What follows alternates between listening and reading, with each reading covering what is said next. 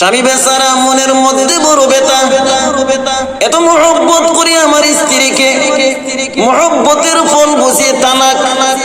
স্বামী বেচারা বলে আমি এত দিল থেকে তোমাকে কলিজার চেয়ে বেশি ভালোবাসি, কিন্তু তুমি কিসের জন্য তালাক চাইলা, তার কারণটা কি বলে দাও। বলে স্বামী আমার আপনি তালাক দিতে হবে।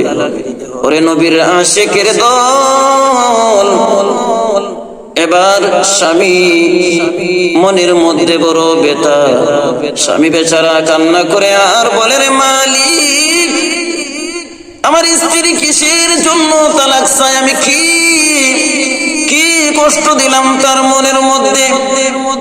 স্ত্রী বারবার স্বামীর কাছে তালাক চাইতেছে। স্বামী বলে ও স্ত্রী, আমি তো নিজে নিজে তালাক দিতে পারবো না, যদি তালাক দিতে হয় তাহলে নবীজির দরবারে যেতে হবে।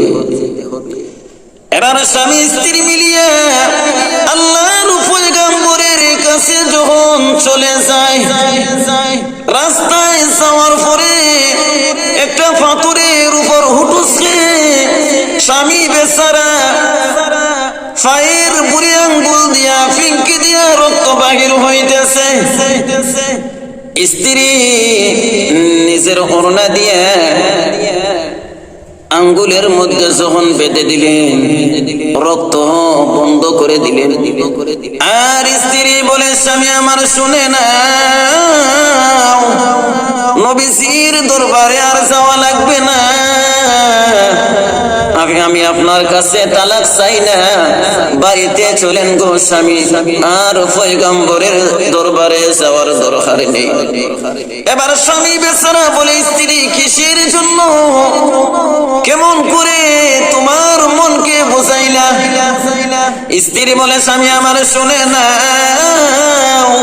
আপনার জবান থেকে শুনেছি নবীজির হাদিস, নবীজি বলেছে যে ঘরের মধ্যে অভাব অনটন নেই, যে ঘরের মধ্যে বিপদ আপদ নেই, যে ঘরের মধ্যে বলা মুসিবত নেই, যে ঘরের মধ্যে বিপদ আপদ নেই, যে ঘরের মধ্যে অসুখ বিসুখ নেই, ওই ঘরের মধ্যে আল্লাহর রহমত নাজিল হয় না।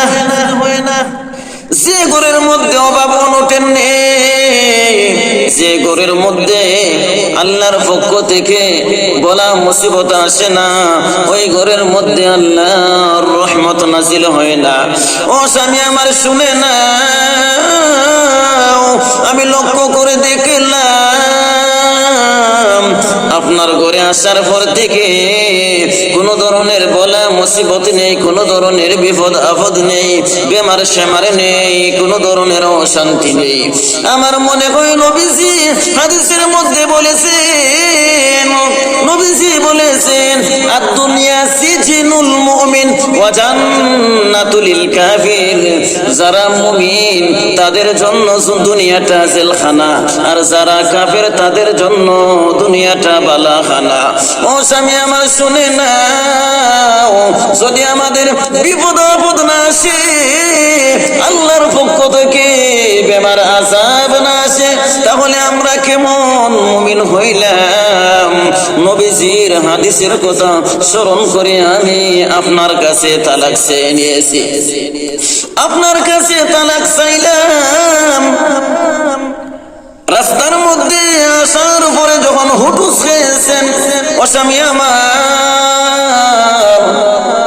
তখন আমি মনে মনে ভাবলাম যেহেতু রাস্তার মধ্যে এসে আমার স্বামী হুটুস খেয়েছেন, নিশ্চয় আমার আল্লাহ আপনি আমার প্রতি রাজি এবং খুশি আছেন, আল্লাহর রহমত আমাদের উপর আছে, এজন্য আর তালাকের প্রয়োজন নাই। স্বামী আমার, যেহেতু আল্লাহ আমাদের প্রতি রাজি এবং খুশি আছেন, বুঝতে পারলাম